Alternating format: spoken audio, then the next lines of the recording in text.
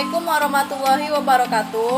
Perkenalkan, nama saya Maharani Puspadewi dari kelas 5A, Prodi Pendidikan Ekonomi, Universitas Islam Negeri Sultan Syarif Qasim Riau. Di sini saya akan mempresentasikan materi yang berjudul hubungan antara manajemen SDM, manajemen keuangan, manajemen produksi, dan manajemen.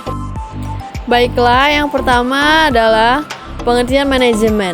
Manajemen adalah suatu kegiatan managing yang artinya mengelola atau mengatur suatu kegiatan untuk mencapai tujuan.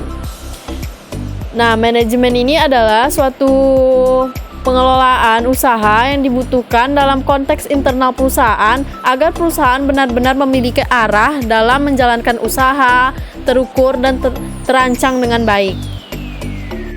Kemudian di dalam manajemen itu salah satunya terdapat manajemen SDM. Manajemen SDM merupakan sumber daya berharga untuk pencapaian tujuan usaha dalam bentuk produktivitas yang bernilai uang maupun bukan uang seperti penelitian, pendidikan, ide, sistem, dan lain-lain. Produktivitas SDM sangat dipengaruhi oleh pendidikan, usia, pengalaman, jabatan dalam usaha, dan lain-lainnya. Oleh sebab itu, penyediaan SDM dapat dilakukan dengan memperhatikan langkah-langkah. Yang pertama adalah pengrekrutan, yang kedua adalah seleksi, kemudian pelatihan, dan penilaian hasil kerja secara objektif untuk peningkatan produktivitas atau kualitas kerja.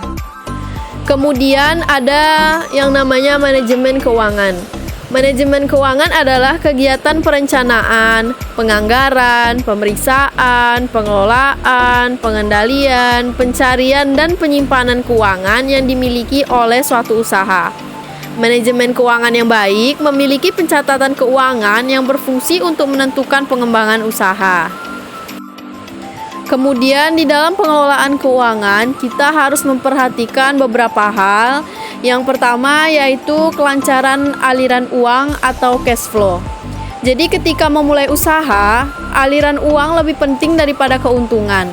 Karena aliran uang yang terkendali akan mempertahankan usaha dan membantu si wirausahawan tersebut. Kemudian yang kedua yaitu sistem keuangan. Manajemen membutuhkan laporan keuangan yang baik untuk pengambilan keputusan memajukan usaha. Menyimpan semua data transaksi, pembukuan, dapat memudahkan dalam proses pengambilan keputusan tersebut karena catatan pembukuan tersebut menggambarkan perkiraan arus kas, neraca, dan catatan laba rugi. Kemudian ada yang namanya manajemen produksi. Manajemen produksi adalah kegiatan yang mengatur dan mengkoordinasikan penggunaan sumber-sumber daya, baik sumber daya manusia maupun sumber daya alat dan sumber daya keuangan, serta efektif dan efisiensinya. Untuk kelancaran usaha, wirausahawan harus berfokus pada perbaikan produksi dan efisiensi distribusi dengan harga yang terjangkau. Produk yang ditawarkan kepada konsumen adalah hal yang sesuai dengan kebutuhan, berkualitas, kreativitas, dan inovatif. Kualitas produk harus ditingkatkan dari waktu ke waktu.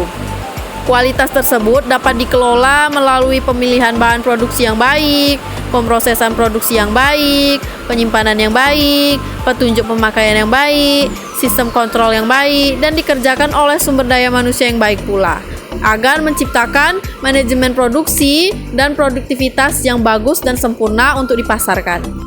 Kemudian yang terakhir ada manajemen pemasaran. Apa sih manajemen pemasaran itu? Manajemen pemasaran adalah proses perencanaan dan pelaksanaan pemikiran, penetapan harga, promosi, serta penyaluran gagasan, barang, dan jasa untuk menciptakan pertukaran yang memuaskan. Tujuannya untuk memuaskan individu dan si pengusaha.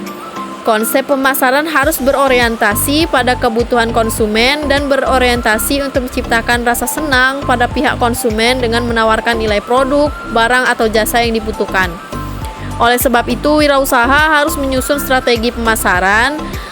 Strategi pemasarannya seperti yang pertama, menentukan pasar sasaran, yaitu sekelompok orang yang kebutuhannya dapat dipenuhi oleh produk usaha.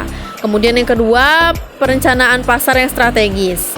Dengan penilaian lingkungan pemasaran, efektivitas program atau strategi pemasaran, pasar potensial dan kebutuhannya, serta ketersediaan sumber daya yang disesuaikan dengan tujuan pemasaran. Yang ketiga, menciptakan bauran pemasaran.